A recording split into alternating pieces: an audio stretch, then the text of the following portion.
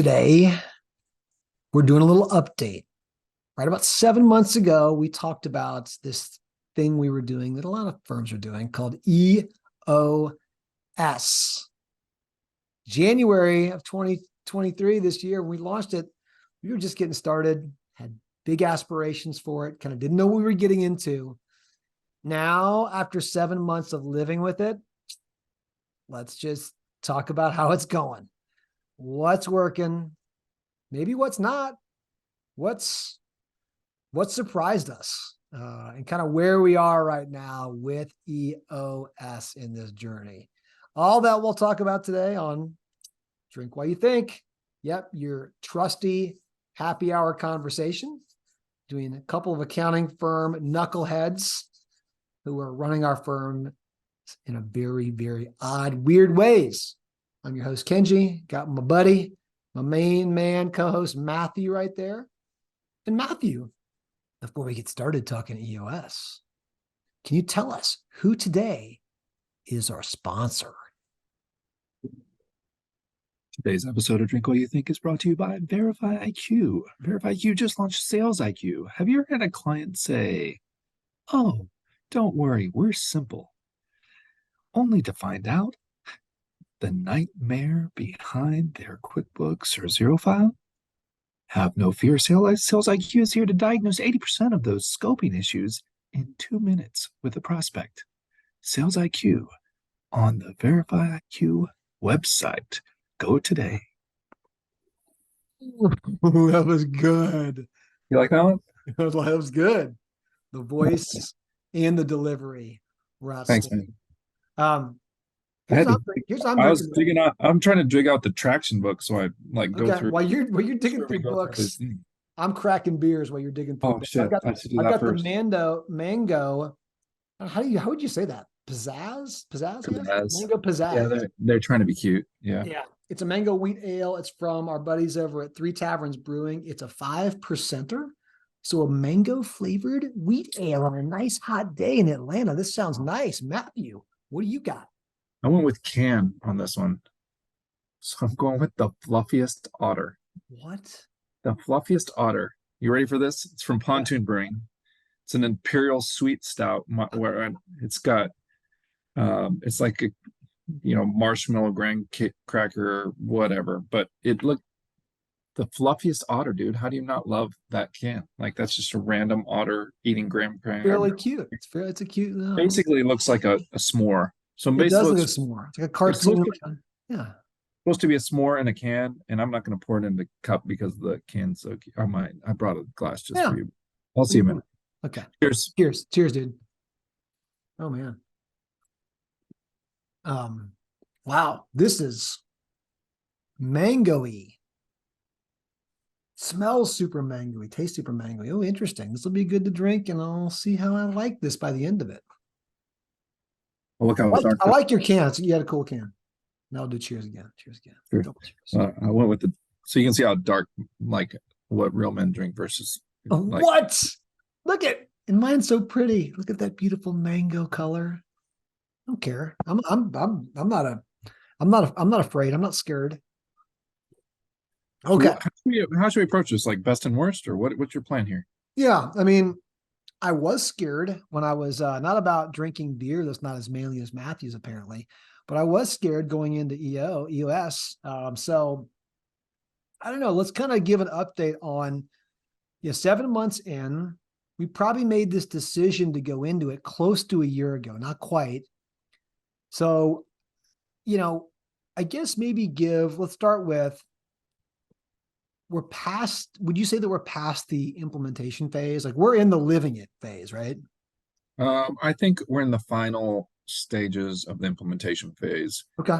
I think we have about 1 more month. As soon as performance reviews are over, everybody will be officially no longer have 2 points of connection for their reporting structure. So like all the performance reviews will be done. I talked to one of the pod leaders about this. Like, she just on Friday had all of hers done this week. So she's like, I feel like it's official. So I think that's a good feedback. Okay. Yeah. So that's great. we're probably in our late stages of that. So just to give a quick background, if you haven't listened to the first episode, maybe go check it out and listen to it to give you some sense of where our headspace was when we were launching. But that was, we'd made the decision as a leadership team to go EOS. We had hired a coach and we kind of started talking about it. That was about it. That's all that really happened. We had some vision for it. We'd done a little bit of work on the accountability charts, but we were early. We weren't really doing, we had maybe just started trying out some meetings, the L10 meetings and the meeting style. So we really hadn't done it now. So now we've got, Matthew, our accountability chart is fully flushed out. It does probably need some revisions, most of them do. Right. We've done the But accountability don't chart. most people stay after 1 year, relook and make sure you're Right. validated, like We're getting on periodically? that. And we've got all the teams, the relevant teams are all doing weekly L10 meetings now. Is that correct? Right. And all the pods are doing. And so we have a pod structure we'll talk about a little bit just to give context in a minute. And then also we've done now 2 different offsites. And you know, if listening to Acuity, we've always done quarterly offsites, but we've kind of embedded the EOS quarterly rhythms and meetings into our offsites. We have 2 offsites. So we've got a little bit of some track record behind us. That's where we're at now. Let's go start with the timing standpoint. Did you think are we on plan for timing wise where you thought we'd be, or are we ahead or behind time? Thinking in terms of just total EOS integration into the firm. We are on plan, so we are ahead of where I thought we would be. I thought it would slip 3 months, and then well, Lisa's got the timeline, so it's not slipping, right? So Bingo. that's how you've assigned the right tasks to the right people, right? That's So exactly right. Yep. so the rollout's really going well. I mean, might like the ultimate, like we might be 2 weeks off from where we wanted performance management handoffs to happen, but like it's 150 people. Like we got to have some grace probably with that. But pretty solid plan. I mean, we literally erased the board the other day on the rollout. Like Yeah. and Lisa was erasing the board in the main office in Atlanta, and so that feels like it's pretty baked, pretty done.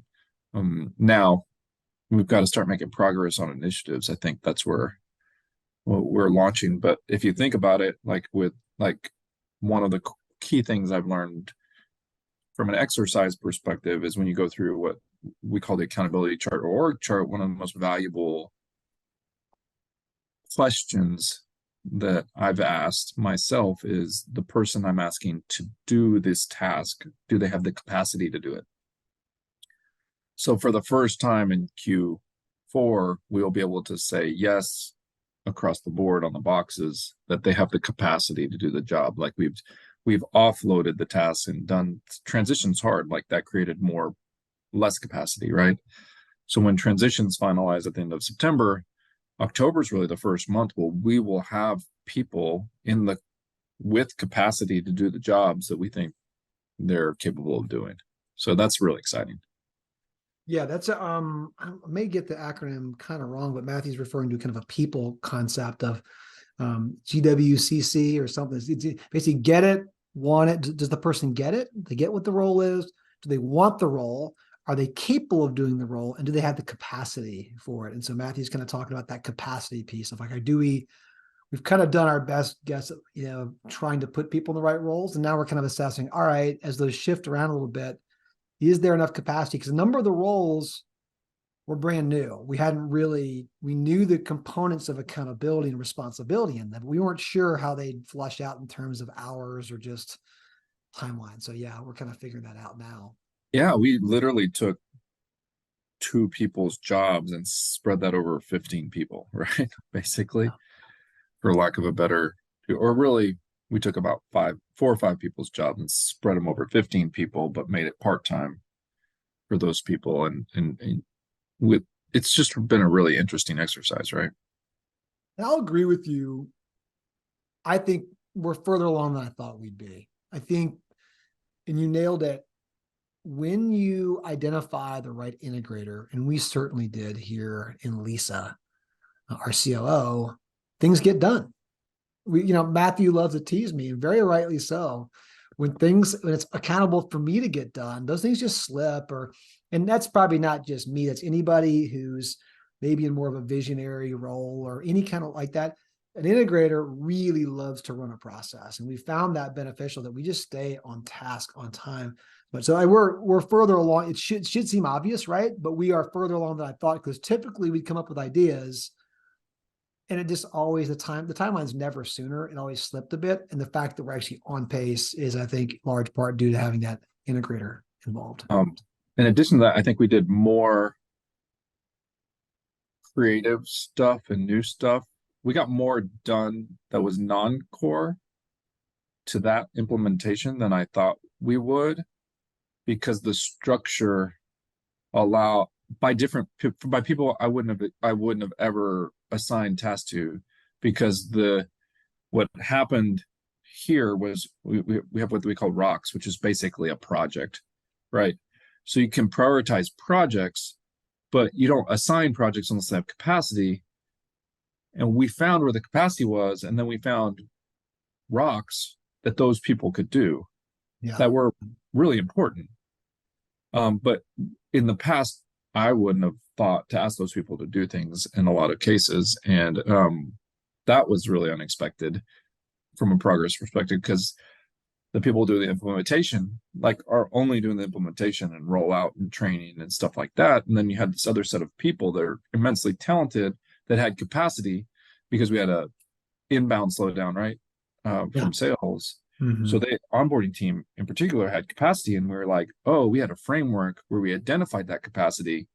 And then we had an issues list that we could prioritize to say, oh, this person on this team can help with that issue. This person on that team can help with that issue.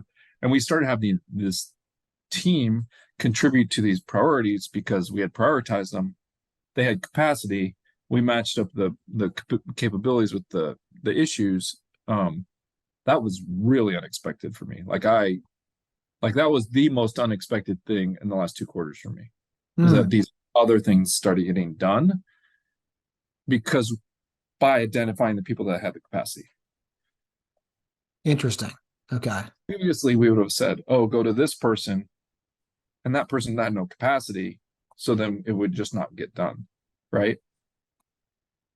Yeah, it was easier to get blocked up, right? I think, and I think that's an area for me that's been interesting seeing, is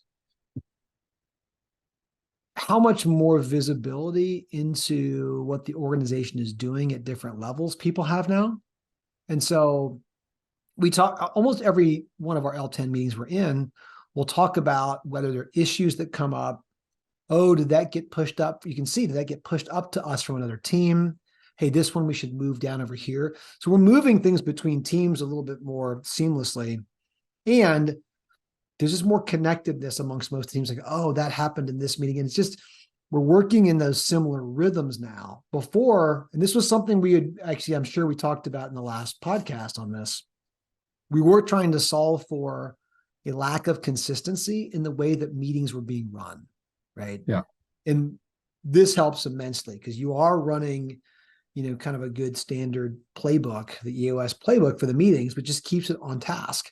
And just certain disciplines that are inherent in that are great. When you've got those consistent, it's been incredibly helpful. So I love the greater transparency, and I think better communication there, as we've seen now people who've heard about different levels of EOS being implemented. Now it hits them, they're like, oh, this makes sense now. I got it. I see what we're doing here. So have there been any areas that you've been surprised by that have been more difficult or more challenging? Data.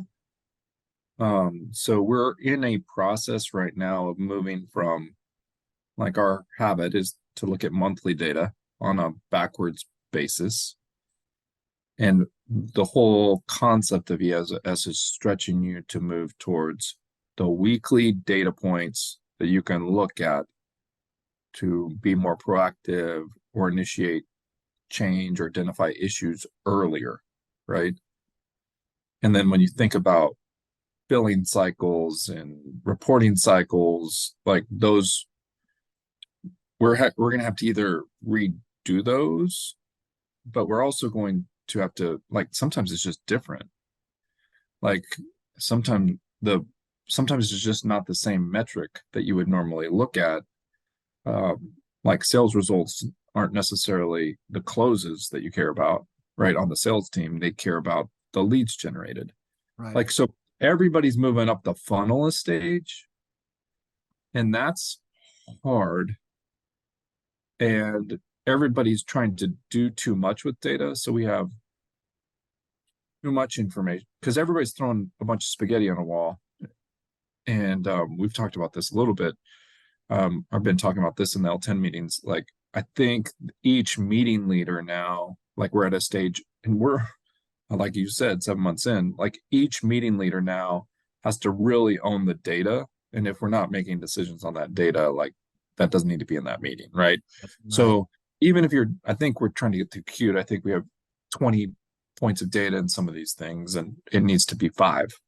Yeah. You know, like one good one beats 20 bad ones, right? Yeah, By absolutely. itself. Yeah. So, but that's really hard.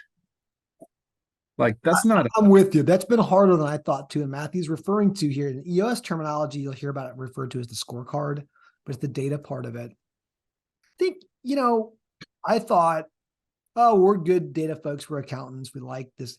We're like, oh, we'll get this. And our coach had been telling us, like, okay, no, it's going to be tougher than you think. And they were right. It has been more difficult, like getting them into meaningful. Of course, we did the classic things they say that you'll do. You had too many.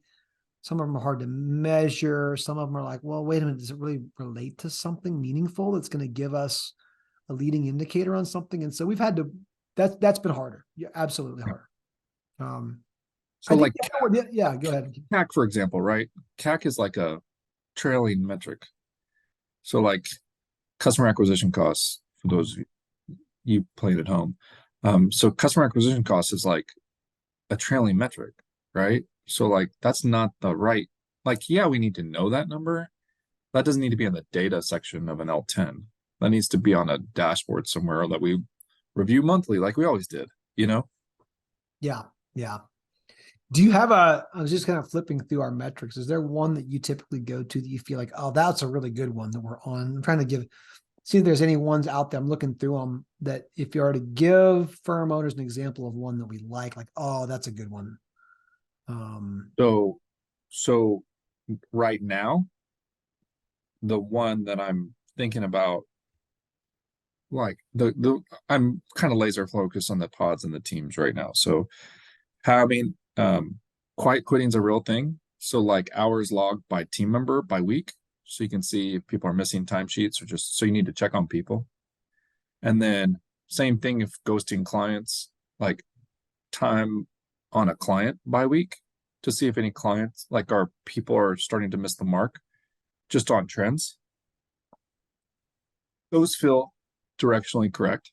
Now that's the opposite. That's a lot of data, but it's easy to scan and see and identify, oh, there's an issue. I need to follow up on that. Right. Or check to see if something's wrong, like. So you're saying in simple layman terms, you're saying if you see somebody's hours dip week by week, and it's not like on vacation or holiday, or maybe even for a particular clients, investigate like what's going on with that individual. Just check in. Like, right? Before it's a problem. Like it's a problem or it's not, right? So like, but if you can imagine, like, that's way better than tracking client complaints. Because client doesn't complain until that happens 4 weeks in a row. And if we're on it on the first week and we're just reaching out and saying, is everything okay? Like that's not a crisis yet, right? Right. But like you got to push that down to a level where that's not an overwhelming amount of data. Yeah. Right. You cannot do that for 650 clients at the accounting services team meeting, right? Because that team you roll up 650 clients there. So you got to push that down far enough to where that's a meaningful exercise when we're not overwhelmed by data, or get it in a format that's clean or something, So in the way that ideally you want these scorecards, this data working, is you want to review this. It's literally almost the first thing you do in your L10 meeting. You look at these data points, they don't have to be, but they're typically weekly. So you can see trended out. You've got a target, a goal for where they should be. And if they're off target, they're flagged, right? And if it's off target, it should be a discussion point. It could be an issue that needs to be addressed, right? So it can be very helpful, but you got to get them dialed in to where they're meaningful, because you start getting patterns of where, oh, we're always off on this one, but hey, that's because of X, Y, and Z. And it becomes less meaningful. It's like do we just reset the goal? And I think all of us, whether it's EOS, scorecards, or they're just other KPIs you've created, are guilty of like, oh, you put them there and they look nice on paper, but they're really not driving a behavior or action. So we're kind of everyone should be pushing to get to top of the meeting. These are the things that indicate issues within different functions in the organization. And if they're off, you sure as hell better discuss them. You better talk about them and figure out what's going on there. So that's the part we're talking about here, is where, dialing those in a little bit tighter so you can see those quickly. But and part of this is like us trying to figure out how to use the tools, right? So we got a new tool, and like we're figuring out, like Lisa's like digging in on new functionality. The tool, she's getting product feedback. Like that's the best thing about us. Like we're obviously like plugged into the 90 people now because Lisa's giving a product feedback and they're rolling it out. Like they're like, oh, that's a good idea. Like because we're one of their bigger like companies using it, right? Yeah. So that like there's a learning curve on that kind of stuff too on the technology side. So that's been super interesting to me. So what Matthew's referring to is a lot of people, are using different pieces of software to help manage EOS. We're using 90.io. We've mentioned that before. It's been good for us, right? And so we're actually working closely with them, giving feedback. It's almost an Acuity. It's the way Acuity works. Like we almost don't use technology at Acuity unless we can give you lots of feedback. So we almost warn people like, great, you may want to partner with us, but guess what? We're going to be in your ear on things we want and don't want. So we have had to learn the tool, but by learning a good tool, oftentimes you learn a process within that and a good discipline. And so we're learning 90. It's been good for us. I've seen other firms and friends of mine who run EOS inside of Google Sheets, and they do it very effectively. Something that I've learned, one thing I've learned is that, as you alluded to, Matthew, we're a bit on the larger side. We're on a larger size of an organization running EOS. So I think the principles still apply regardless of size. But when you look at how it was built and a lot of the literature out there, even some of the tools, there's certain things you'll see that are like, it's a little, when you get to a certain size, it's a little hard to scale. Not that you can't do it, but it just hasn't really been contemplated as much. I mean, I think some of that's going to start changing in some of the new EOS information coming out. So we've had to navigate through that. That was something our coach warned us about. He said, hey, your biggest obstacle is not that you don't have disciplined people or people who like process. We have all that. It's just your sheer size. So it's a bit of a, so we knew a little bit about that, but that's been harder, I think. The other one that I don't think we didn't know back in January when we were doing this was, and this seems so obvious, right? What's the name of the tool? The Entrepreneurial Operating System. Is all of this is very, very operational. Of course, that's the name. But if you're a firm owner going into it like me, you're like, oh, this can manage the entirety of the firm. Well, it can't. It's meant to manage the operations, and that's a large part of it. But we're getting ready in a couple of weeks to go off site to do a shareholder meeting. It really doesn't contemplate thinking in really, really big terms beyond. I mean, yes, there's some aspects that look more multi-years out and things, but it is about execution day to day, and clear communication is what it's really about. And so that was something I think it's a little thin right now on the way that EOS talks about doing shareholder, or they called owner meetings. That's fine. It wasn't designed for that. So they're kind of added that on. I think we've had to learn like, we need to, when we look at the totality of Acuity or anybody's company, there's some step back stuff you got to do more strategically. The EOS wasn't really meant for that. And that's okay. It can still fit in, but like to know that that's not something that you're going to find in reading Traction, or you're going to find in reading, any of their EOS books, or using the tool. It's really not baked in there. So should have been more obvious to me, but we're having to learn, and we'll have some probably takeaways that we'll maybe come back and share in this. Well, how do you also integrate? How do you I think of it as stepping out of the weeds. How do you step back a bit bigger? Because EOS is good, but it will, most of the time, outside of the quarterly meetings, it'll force you down into the weeds. Like, get things done, give it to the right people, and get it done. And so I felt a little bit like, hey, there's some step back that needs to happen. So, Yeah. Anyway. Anything you'd like to, so what do you think? Maybe finish up with this. What's on the horizon for us next? Like, okay, let's say we're 7 months and we're about to feel like, we had good team members who said, I think we're about implemented, right? You erased the whiteboard that had the full timeline on. We're getting real close. Outside of living it out, what do you think where's the next place you think we'll go to start making changes? But we haven't started process yet. EOS process, like a true, which is like we've like skipped a step in that and gone to the micro level on that, but we haven't started process. So I think we'll have an exercise, which might be just documentation. Yeah, can you talk about, just give people context on what that means in EOS? So in EOS, they have a theory that you should have kind of a one-pager on basically the top 5 to 8 areas of your company. Think sales, think marketing, but not like every step, like a 50,000 foot view of how you do things. HR, accounting, all the way the business runs. Yeah, big ones. So, and then from there, you should dissect it and then go however deep you want. But just like at the macro level, demonstrate what like we like to refer to as the elusive Acuity way, right? For us, like, what's the Acuity way of doing things? So having that, and then that allows you to dig deeper on each of the subcomponents in there that you've identified and maximize and streamline and automate and that kind of stuff. So process is one.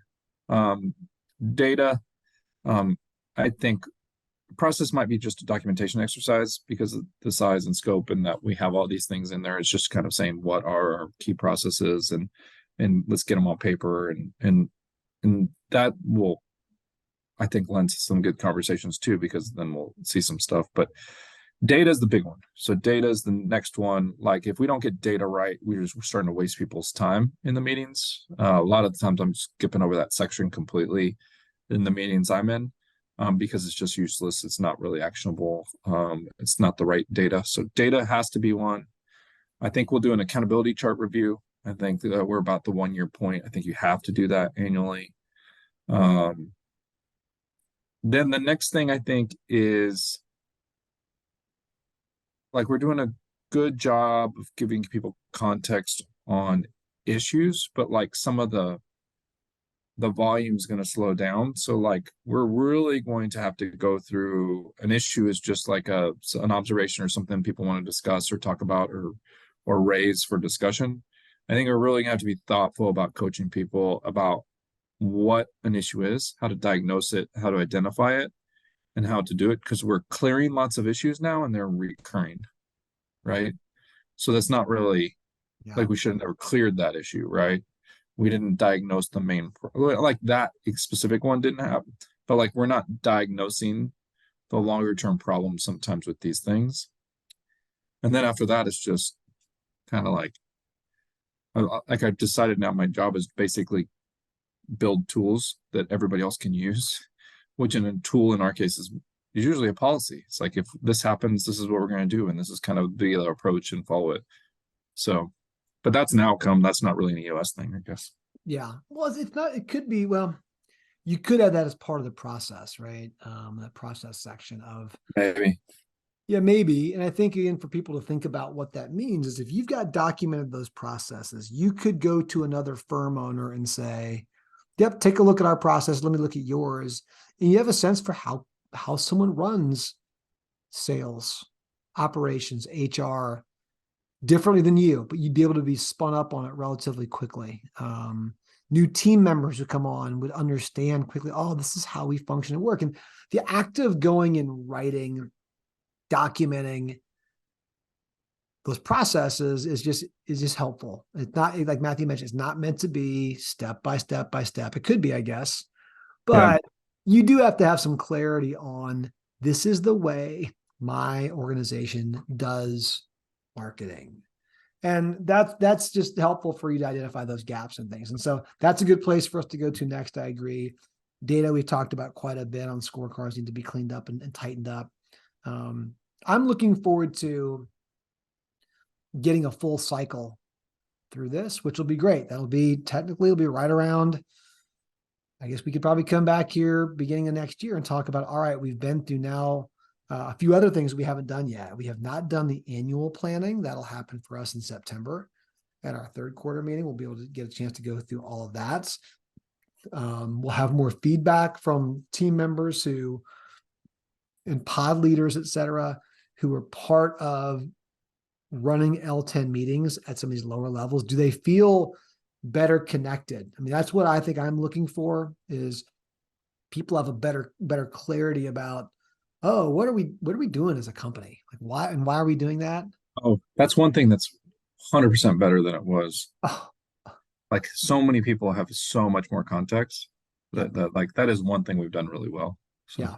And I think this forces you to do that. There's no way to, if you do EOS, you are going to, you're going to get that. You're going to get that clarity. People are going to be more connected and understanding of what's happening. And I've felt it very much to where I think I've definitely felt like my role has had more clarity. I am much more clear, even at my level as a founder, of what I'm supposed to be doing. When I think about it in terms of responsibilities, I think there's more thought and intentionality around where are each of our strengths lined up to needs within the organization. So I've told many other firm owners, if they haven't done it yet, and I was resistant, like, take a look at it, because I was in that same boat. But had I known more about it, I would have done this earlier, honestly. So Yeah. Anyway.